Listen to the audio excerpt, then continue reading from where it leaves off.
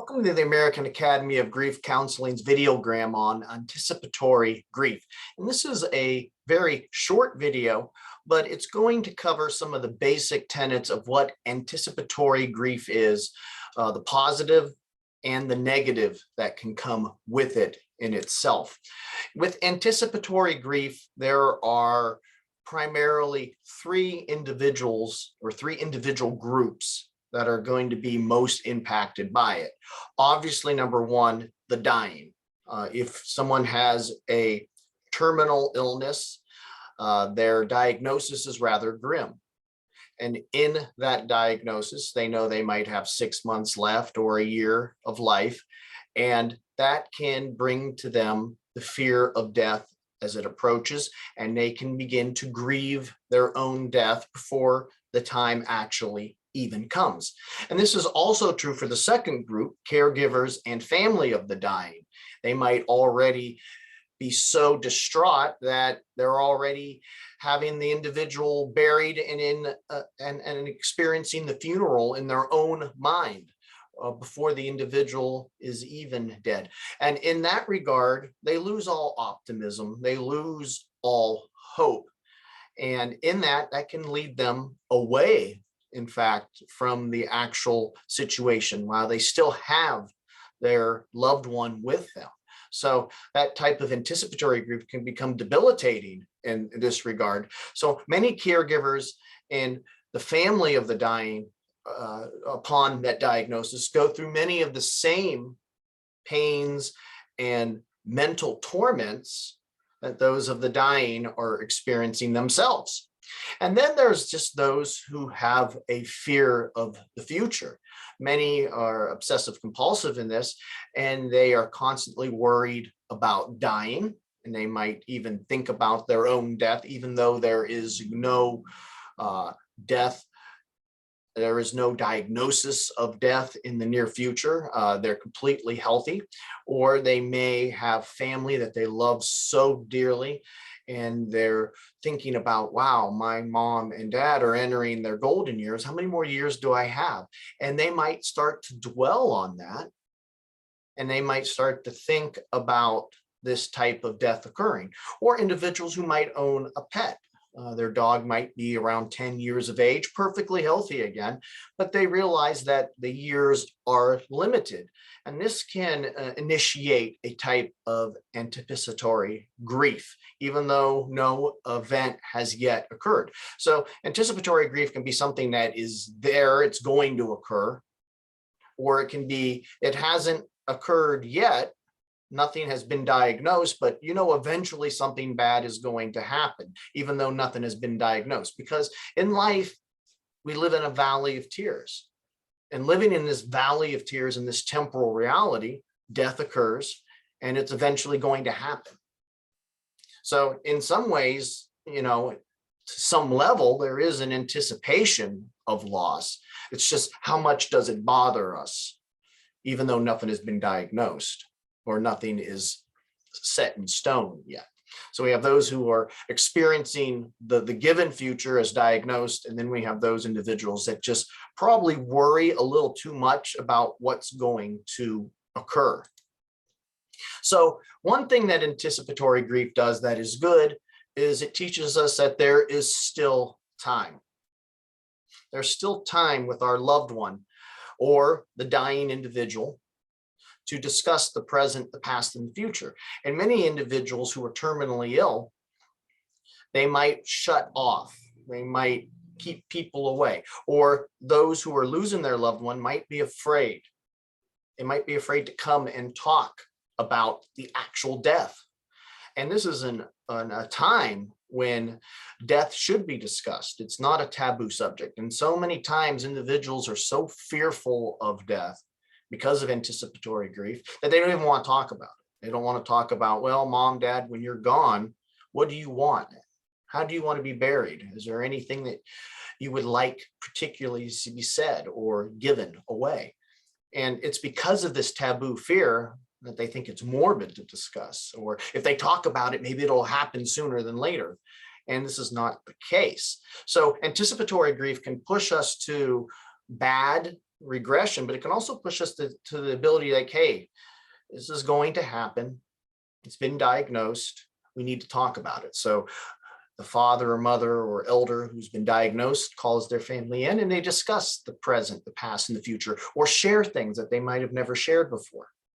And this is an excellent opportunity while there is time. It's also an excellent opportunity to resolve guilt. Forgiveness can be had between family members that haven't spoken in a long time. And this grief and this deadline can give them the ability to discuss these issues. Also, the dying, some individuals make life changes. We think of the individual who might have been greedy their whole life, very wealthy, and suddenly they get this diagnosis and they have this conversion. They have this time to make the changes in their life that they wish they would have done. Or maybe they wish they would have gone somewhere and they're still healthy enough to see this particular thing. Maybe they wanted to see the ocean and they've never seen the ocean in their whole life. Maybe they wanted to travel to some city, some distant city, and they have an opportunity to do so. So there's an opportunity to make life changes, to restore relationships, and to enjoy the present, to enjoy the now, despite what is going to occur. And this is easier said than done because there's grief, and that's why it's called anticipatory grief. Because there is a grief that's existing in the present because what is going to happen in the future. Now, does it mean grieving prehand prevent the grief that's going to come and thereafter? No. You're still going to have the real grief when the real event happens. And I mean real in terms of it happening, not that anticipatory grief is fictitious. It's a real emotion. But the ability of it to help us sometimes is there to enjoy the now, to make the life changes. But with the good comes the bad. Some individuals allow the anticipatory grief to drive them away, as I said, to isolate oneself, not to discuss what they want after they're gone, not to discuss with their loved ones, maybe who are dying, how they feel, or to make reparations. It makes them so fearful of the future that they neglect the present, not just neglecting what needs to be discussed, but maybe neglecting their surviving family that they have. Maybe their children need guidance, and they're so consumed and worried about what's going to happen in a couple months with this anticipatory grief that they neglect their present duties. They let their health deteriorate. They don't fulfill their responsibilities at work or at home, and things build up. Some have a very obsessive compulsive preparation for death, as I said earlier.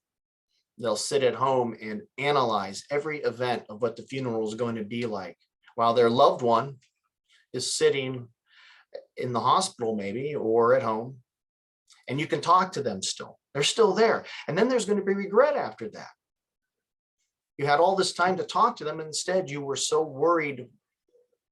They were already buried in your mind, and you wasted this opportunity. But anticipatory grief can do that to some individuals. It can cause such an intense worry in their life that it distracts them from everything else. And as we said, for some, to help them to say, hey, I have limited time, I got to do something. Instead, they don't do anything at all. Some experience a survivor guilt. Why wasn't it me? And other caregivers sometimes have a guilt.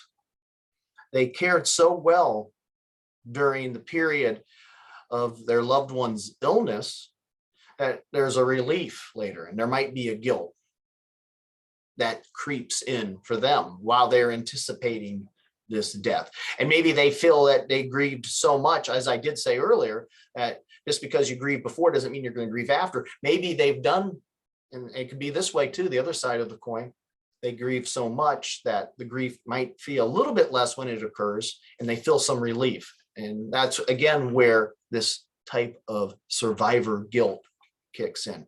So anticipatory grief can have negative impacts as well as the positive.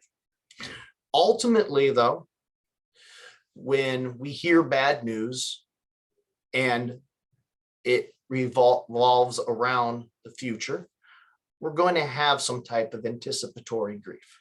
It's natural. We're grieving the future because something is going to occur. whether we utilize and motivate that bad news to make positive or negative changes is on us and how we respond. And I hope this video kind of points out that we want to take the positives and not allow these negative impacts to affect us in the wrong way. We are the American Academy of Grief Counseling. We offer an online independent study program for qualified professionals who are seeking a 4-year certification in grief counseling. Below is a program link that you can check that will list the various courses that you need to take to earn that certification. We can be reached at 330-652-7776. Again, that number is 330-652-7776. You can also email us at info@aihcp.org. Again, that's info@aihcp.org. I'd like to thank you for listening today and have a good day.